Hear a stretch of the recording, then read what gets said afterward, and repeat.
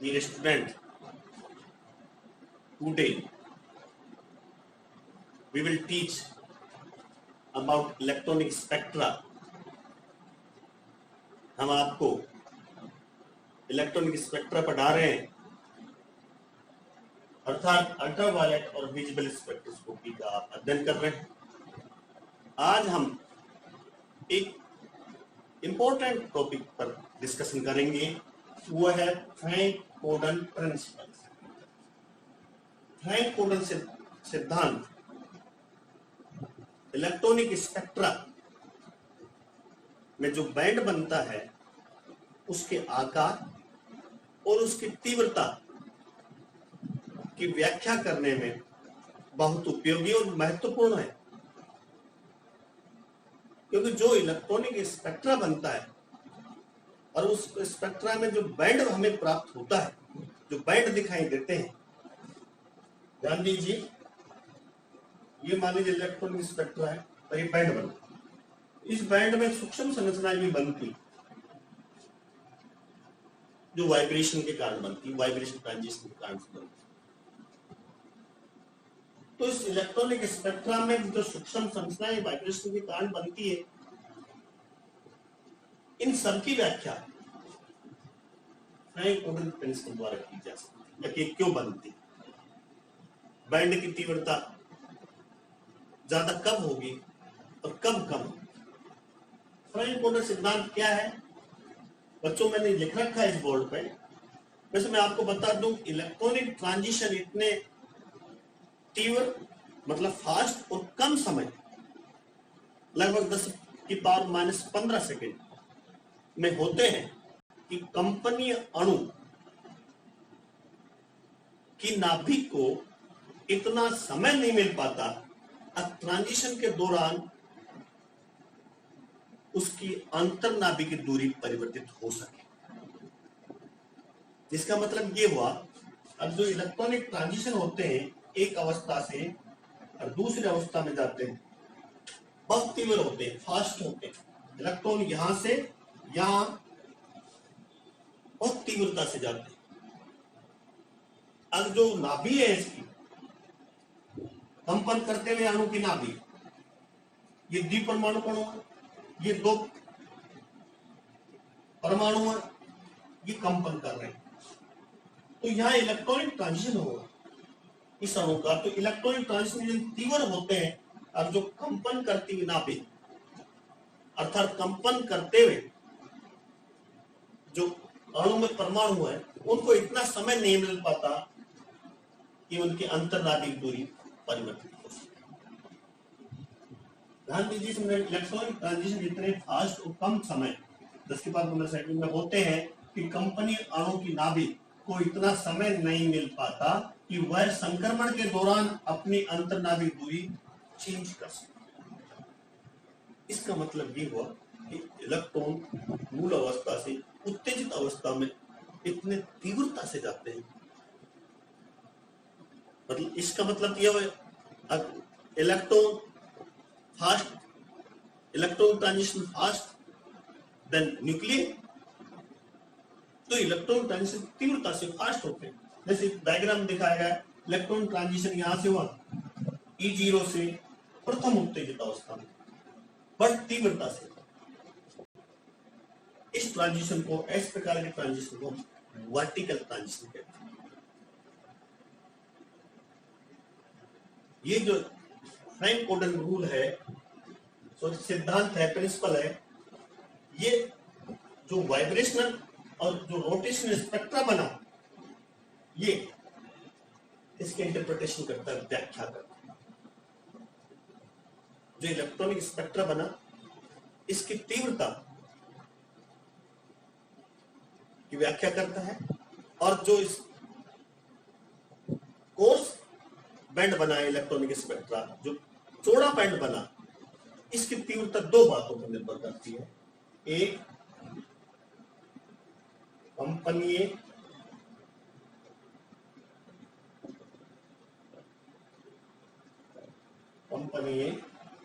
तरंग फलन अर्थात साई एंड साई स्टार, और दूसरा प्रथम उत्तेजित अवस्था, फर्स्ट एक्साइटेड स्टेट।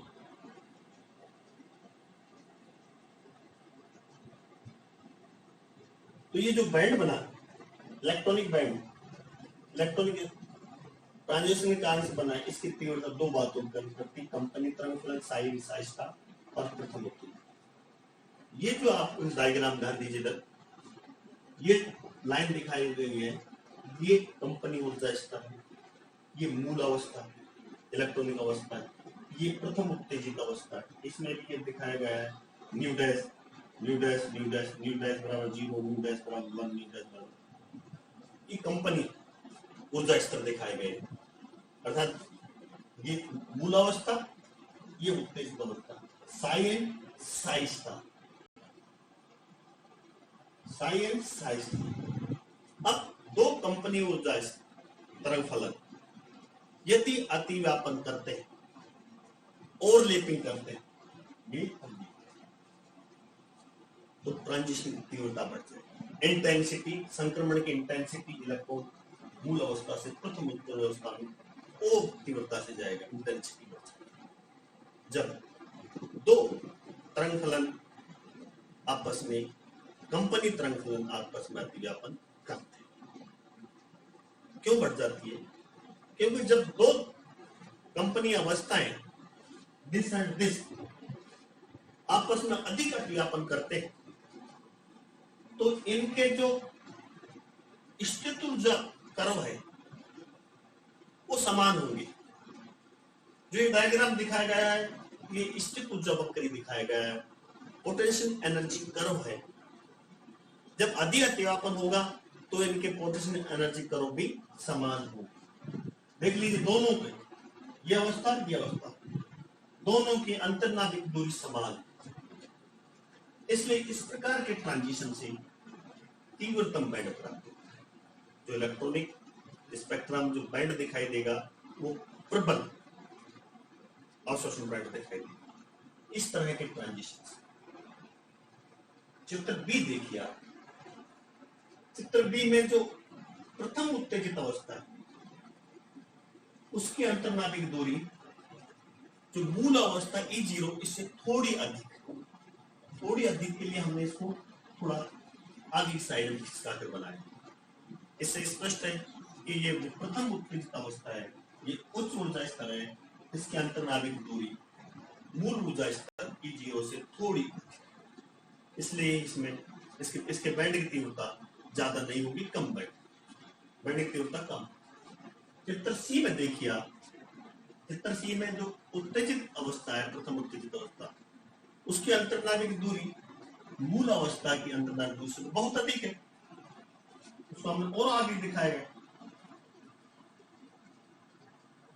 इसलिए जो इसमें जो बैंड बनेगा वो सतत बैंड बनेगा, क्योंकि जो अधिक नाभिक दूरी होने के कारण से उच्च ऊर्जा स्तर की अणु को अधिक ऊर्जा की रेडिएशन डालने पड़ेंगे, अणु पर उच्च ऊर्जा की रेडिएशन अणु पर डालने होंगे, जिससे अणु का विघटन हो जाता है परमाणुओं में और हमें सतत बैंड प्राप्त होता है। तो प्रथम चित्र में दिखाया फर्स्ट ए, चित्र ए में प्रबलतम बैंड बनता है, इसमें दुर्बल बैंड बनता है, इसमें सतत बैंड बनता है।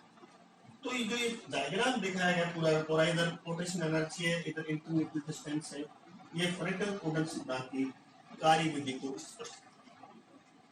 तो ये सिद्धांत बहुत उपयोगी।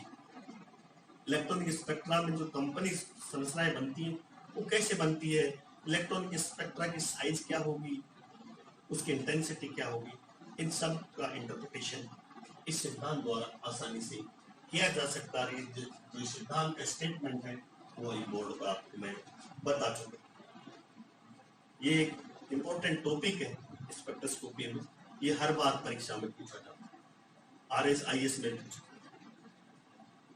तो डियर स्टूडेंट्स, इसको विस्तृत अध्ययन के लिए स्पेक्ट्रोस्कोपी और अन्य टॉपिकों के लिए मोना प्रकाशन अलवर की बुक्स पढ़िए, उसमें आपको पूर्णतः समझ में आ जाएगा स्पेक्ट्रोस्कोपी। और अन्य भी कोई टॉपिक पढ़ना चाहें, मैं professor Anand Yadav, government RR college Alwar, department chemistry.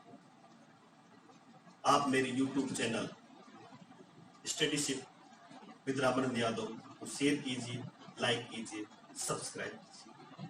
आप केमिस्ट्री से घबरा नहीं, केमिस्ट्री बहुत इजी। हंसिए, मुस्कुराइए। Thank you very much. Best of luck.